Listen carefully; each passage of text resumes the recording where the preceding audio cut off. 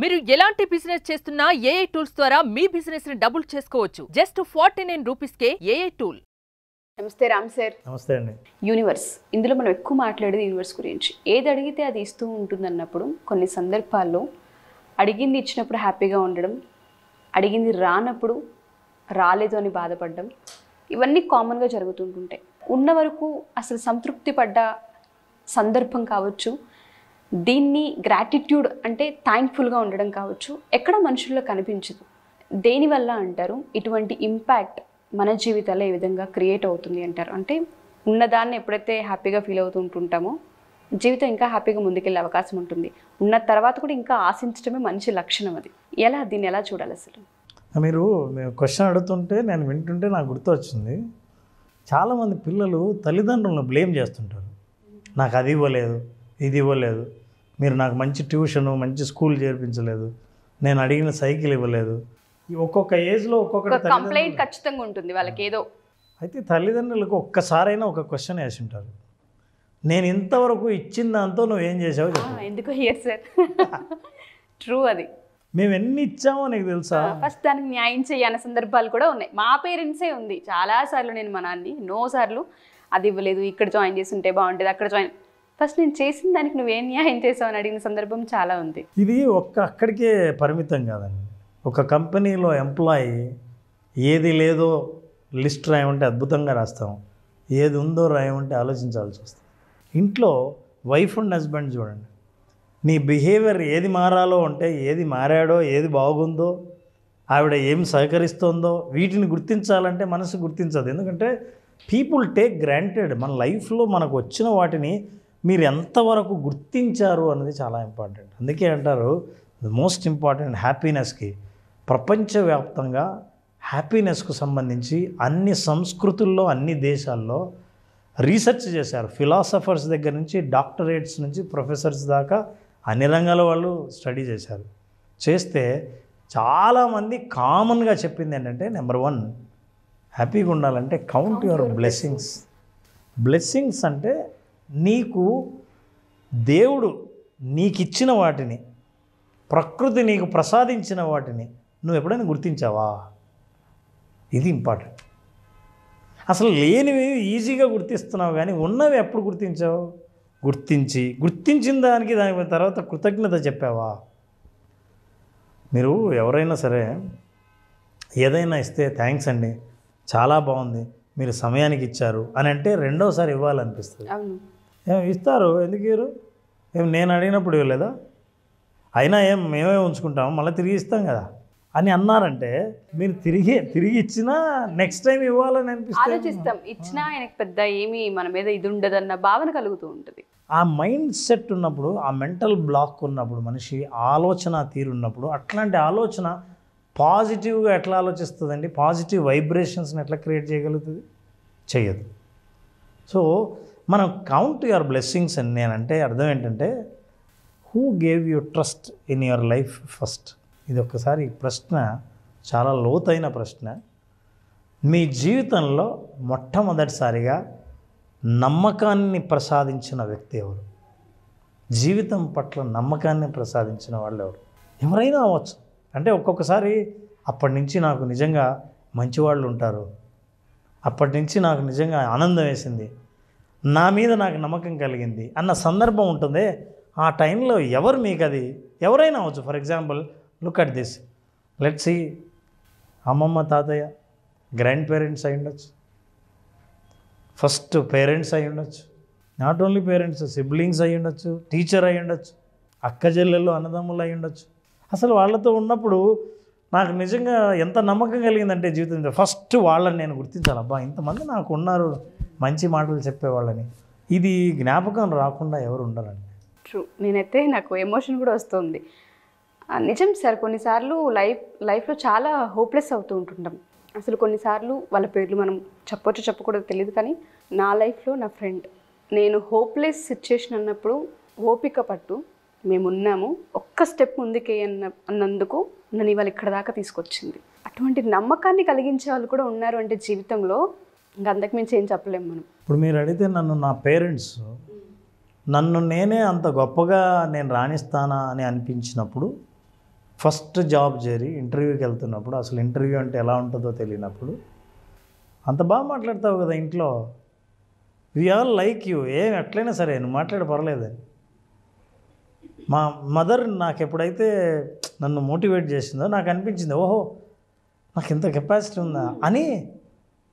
ఇంటర్వ్యూలో భయం వేసినప్పుడు అవును మదర్ ఉంది కదా అని అప్పుడు గుర్తొచ్చింది. ఎగ్జాక్ట్లీ. అంతవరకు వీ హ్యావ్ టేకెన్ గ్రాంటెడ్. ఇట్లాంటి మన జీవితంలో చాలా ఉంటాయి, ఉన్నా సరే మనం గుర్తించకపోతే కొత్తది వచ్చినా సరే గుర్తించలేరు. ఎస్. ఇప్పుడు మీకు నేను ఒకటి చెప్తాను, ఇంతకుముందు కూడా చెప్పానేమో, మీకు శ్రీనివాసరావు తెలుసా? అంటే నాకు తెలిసిన శ్రీనివాసరావు తెలుసు, మీరే శ్రీనివాసరావు అంటారో తెలీదు కదా. ఒకవేళ నేను చెప్పే శ్రీనివాసరావు పక్కన కూర్చున్నా ఇతనే శ్రీనివాసరావు అని మీరు గుర్తించలేరుగా. ఎస్, గుర్తించలేను. అంటే మీకు ఒక గొప్పది ఏదైనా జీవితంలో ఉంది అని మీరు గుర్తించకపోతే అట్లాంటి గొప్పది మీకు మళ్ళీ ఇచ్చినా మళ్ళీ గుర్తించలేరు కదా. తెలియదు అసలు వాళ్ళు అని, అది అని, మనకు కావాల్సింది అని. అట్లాంటప్పుడు మీకు సంపద, డబ్బు, కావలసిన సుఖము, సౌఖ్యము, ఆనందము, సంతోషము వచ్చినా గుర్తించలేము. ఉన్నది గుర్తించకపోతే వస్తే ఎట్లా గుర్తిస్తారు? గ్యారంటీగా ప్రతి ఒక్కరికి మెమరీ ఉంటుంది. ఎక్కడికైనా వెళ్ళి మనం ఏదైనా రెస్టారెంట్లోనో ఏదైనా తింటున్నప్పుడు టేస్ట్ చూస్తే మా అమ్మమ్మ వాళ్ళ ఇంట్లో సేమ్ అలాగే ఉంది కదా అని ఏదో ఒక టేస్ట్ మీకు ఎక్కడో గుర్తొస్తుంది. అంటే అప్పుడు అది గుర్తించారు కాబట్టి ఇలా ఉంటుందని ఇప్పుడు అది మళ్ళీ గుర్తొచ్చింది. కొంతమంది ఉంటారు తినేసి గమ్మున వెళ్ళిపోతుంటారు, ఎంత గొప్పగా ఉన్నా సరే అది మామూలే. గతంలో అట్లాంటి జ్ఞాపకమే నా దగ్గర లేనప్పుడు, సో మనిషి ఏదైనా సరే లైఫ్లో ఉన్న వాటిని గుర్తిస్తే కొత్తది ఏది ఎక్కడున్నా టప్మని ఐడెంటిఫై చేస్తాం. అసలు నా దగ్గర ఉన్నాయి ఐడెంటిఫై చేయాలిగా. ఫర్ ఎగ్జాంపుల్ ఇప్పుడు మీ దగ్గర ఎన్ని వస్తువులు ఉన్నాయండి? Bracelet, rings, ear rings, mobile and cash ఉంది. మొత్తం సంఖ్య ఎన్ని? 6. గ్యారంటీగా ఒకటి ఎక్కువే ఉంటుంది చూడండి. చెప్పల్స్ తెలియదు నాకు, నేను ఊరికే చెప్పాను. అంటే ఇప్పుడు మీరు నంబర్గా చెప్తే నేను ఇన్ని క్యారీ చేస్తున్నాను ఆ రోజు అనిపిస్తుంది. అందులో మీరు క్యారీ చేసిన వాటిలో విలువైనవి చాలా ఉన్నాయి. గోల్డ్ ఉంది. గుర్తించినప్పుడు ఏమవుతుందంటే నెక్స్ట్ ఏదైనా వస్తువు కనబడితే అది గోల్డా కాదా అన్న మన దృష్టి గుర్తిస్తుంది. మనకున్న గొప్ప విషయంలో మనం గుర్తించిన ప్రతిసారి మనం ఐడెంటిఫై చేయగలం. ఇట్లా చేయాలంటే అది అవును ఇది ఎలా మరి నా బ్లెస్సింగ్స్ నేను ఎలా గుర్తించాలి అనుకున్నప్పుడు ఒక ఎక్సర్సైజ్ చేయగలిగితే, ఈ చాలా సింపుల్ ఎక్సర్సైజ్ ద్వారా బ్లెస్సింగ్స్ని ఎప్పుడు ఐడెంటిఫై చేస్తావో అంటే ఉన్నవి, పొందినవి, మీరు ఆశీర్వదింపబడినవి, నేచర్ ఎప్పుడు ఆల్రెడీ మీరు అడిగారు, నేచర్ ఇచ్చిన తర్వాత మీరు దాన్ని గుర్తుపట్టాల. ఇప్పుడు గుర్తుపట్టాలంటే గుర్తుపట్టిన మరుక్షణం నుంచి ఇక అట్లాంటివే ఎక్కడున్నా గుర్తుపట్టగలరు. That is what is the beauty of it. Step number 1, write 5 names. 5 మంది పేర్లు రాయండి. ఎవరు? Who gave you trust and love. జీవితం పట్ల మీకు నమ్మకాన్ని, ప్రేమను, జీవితం పట్ల నమ్మకాన్ని, మీకు ప్రేమను అందించిన 5 మంది వ్యక్తుల పేర్లు రాయండి. ప్రతి ఒక్కరు కూడా కామెంట్లో ఖచ్చితంగా కామెంట్ చేయండి.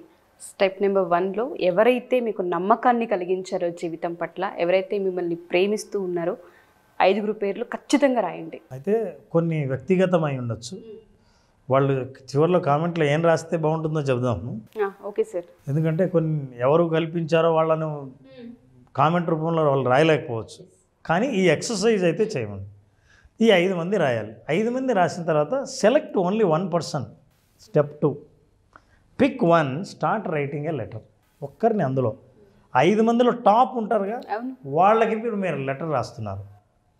మీరు ఎవరికైతే లెటర్ రాస్తున్నారో వాళ్ళు జీవించి ఉన్నా జీవించి లేకపోయినా సరే వాళ్ళు ఉంటే లెటర్ ఏమని రాస్తారో, నీ వల్ల నేను జీవితం పట్ల నమ్మకాన్ని, నువ్వు అందించిన ప్రేమ వల్ల ముందుకెళ్ళాను, కొన్ని నిర్ణయాలు తీసుకున్నాను, నిజంగా ఆ రోజు చాలా సంతోషం వేసింది, ఈరోజు తలుచుకుంటే నాకు కళ్ళకి నీళ్ళు వస్తాయి.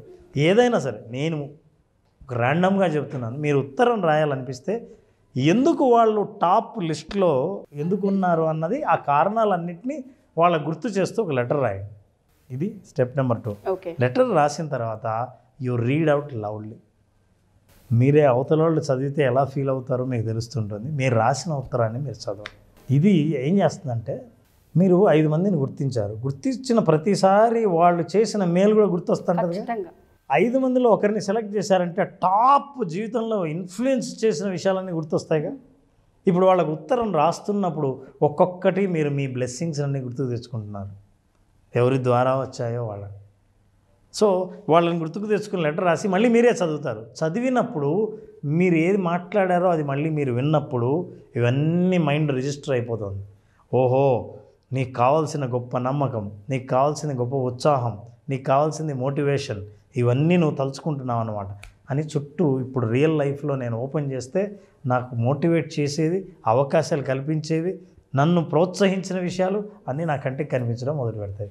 మీరు ఎప్పుడైతే step 3 read out the letter అని అనుకున్నారో అప్పుడు మీకు క్లారిటీ వచ్చేస్తుంది. So what you can type in the chat box is that who is that one person you have selected.